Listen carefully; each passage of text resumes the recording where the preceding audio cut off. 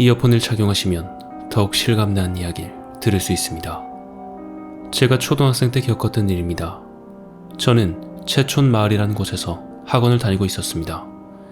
저는 그 당시 온라인 게임에 빠져서 학원을 빼먹기 일쑤였죠.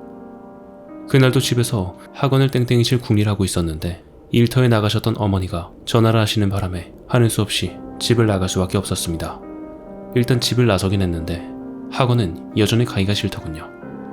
그래서 그냥 학원 입구를 배회하며 걷고 있었는데 누군가 저에게 말을 걸었습니다.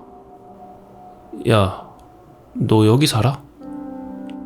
말소리가 난 곳을 보니 약간은 통통하고 갈색 뿔테 안경을 쓴 제 또래의 남자애가 있었습니다. 아니, 나 여기 학원 다니는데 여기 건물 3층. 그 아이에게 그렇게 대꾸를 하고 땅바닥에 주저앉아 공벌레를 잡으려고 바닥에 돌을 뒤적거리고 있었습니다. 그때 제 뒤통수에서 그 아이의 말이 들렸습니다. 니 뭐 잡는 거 좋아하나? 나랑 가재 잡으러 갈래? 마침 학원에 가기 싫었던 저는 그 아이의 말이 너무나 반갑게 들렸습니다. 가재? 그래? 어서 가자. 이렇게 말한 저는 그 아이를 쫓아갔습니다. 그 아이는 채촌마을 뒤편에 있는 산을 올라가더니 성림 스포츠센터 건물을 지나 인창초등학교 쪽에 산을 오르고 점점 더 인적이 드문 외진 곳으로 갔습니다. 저는 처음 본 그 아이에게 얕보이고 싶지 않아서 힘들다는 소리 하나 없이 혼자 낑낑대며 따라갔습니다. 그렇게 1시간여를 더 넘게 따라갔을까요? 제 얄팍한 자존심은 한여름의 땡볕과 굳은 돌길에 서서히 무너지고 설상가상으로 신고 있던 신발도 샌들이라 발가락이 너무 아파 그 아이에게 짜증과 투정을 부렸습니다. 야, 어디까지 가야 가재가 있는데? 가재 잡으러 가자며. 그러자 그 아이는 희죽 웃으며 손가락으로 저 멀리 있는 조그만한 빌라를 가리켰습니다. 저기가 개나리 아파트거든?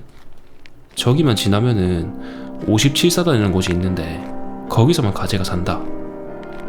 그 말에 저는 고개를 끄덕거리며 진짜? 알겠다. 가재 얻기만 해봐래. 그렇게 말하고 다시 그 아이의 등을 쫓아서 산을 올랐습니다. 그렇게 다시 40분에서 1시간 정도를 걷자 정말 산속 깊숙한 곳에 조그만한 계곡을 발견했는데 그 계곡에서 흘러나온 맑은 물이 작은 소를 이루며 흐르고 있었습니다. 거기엔 정말로 제 손바닥만한 크기의 가재들이 여기저기 돌아다니고 있었습니다. 봐라, 진짜 가재 있지? 이제 잡기만 하면 된다. 그 아이가 했던 말이 거짓이 아니라는 게 밝혀지고 또 생전 처음 보는 가재들이 그렇게 많다는 사실에 그동안 투덜거리고 짜증이 났던 마음은 눈 녹듯이 사라져갔습니다. 이젠 가재를 잡기만 하면 되는데 가재들이 너무나 빨라서 전 겨우 한 마리를 잡았습니다. 제가 실망한 표정을 짓자 같이 갔던 아이가 이렇게 말했습니다. 니 되게 못 잡네. 야, 저 밑으로 내려가면 여기 물을 끌어다 쓰는 우물이 하나 있거든. 거기서 내가 잡아줄게. 저는 가재를 잡을 생각에 좋아라 하며 그 우물로 갔습니다. 그 우물은 특이하게도 우물벽과 땅바닥이 맞닿아 있는 곳에 작고 네모난 구멍이 뚫려 있었고 거기서는 쉴 새 없이 물이 흐르고 있었습니다. 그 아이는 자신의 옷이 젖는 것에 아랑곳하지 않고 땅바닥에 착 달라붙어 손을 구멍으로 놓고는 무언가를 움켜쥐는 신용을 했습니다. 진짜 안 잡히네. 여기 다 있긴 있는데. 지금 가재 잡는 거 맞나? 여기 가재가 있다고? 저는 그 아이가 하는 걸 가만히 보며 물었습니다. 그러자 그 아이가 있긴 있는데 자꾸 손 밖으로 도망간다. 네가 우물 안에 좀 들어가서 가재 좀 몰아줄래? 라고 말했습니다.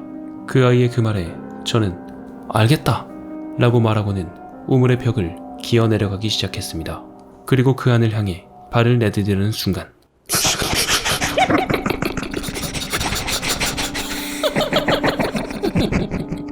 마치 유리를 날카로운 것으로 긁어내는 듯한 소름 끼치는 웃음소리가 들렸습니다.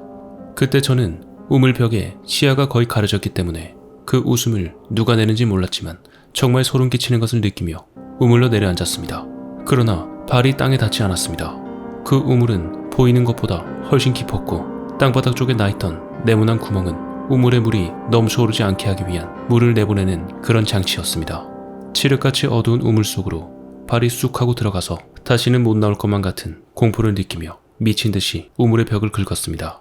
우물 벽을 발로 차면서 입과 코가 물 밖으로 나올 때마다 숨을 쉬는 게 전부였죠. 저는 그 상황에서도 그 아이를 미친 듯 불렀습니다.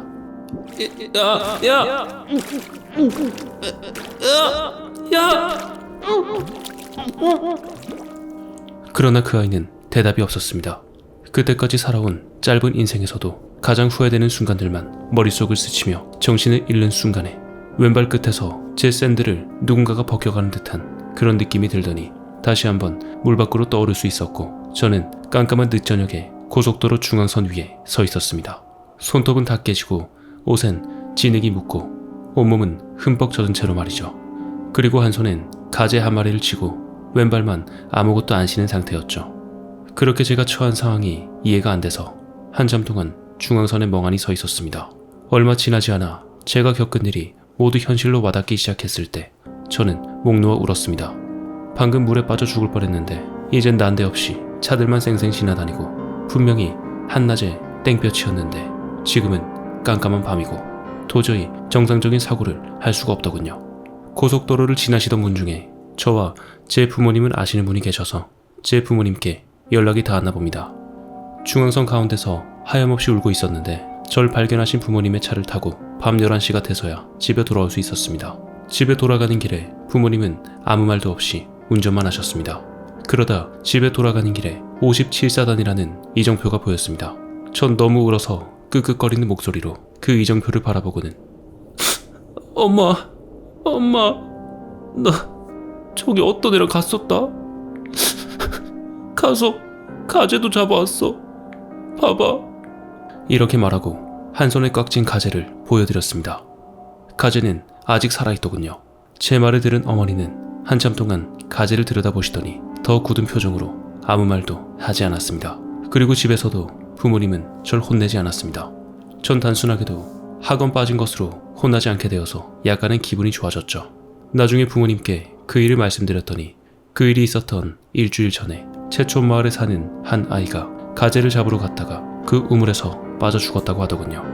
그리고 채촌 마을에 살던 부모님의 친구분이 제가 학원에 가지 않고 어디론가 가는 것을 보셨고, 제가 계속 가재 라고 중얼거리며 산쪽을 향해 올라가고 있었다고 합니다. 아마 우물에 빠져 죽었던 아이는 저를 우물에서 빠져 죽지 않게 막아준 것이고, 저에게 가재를 잡으러 가자던 그 아이는 우물로 아이를 유인해서 빠져 죽게 만드는 사악한 존재가 아니었을까요? 전 제가 살아날 수 있었던 이유를 그렇게 생각해 봅니다.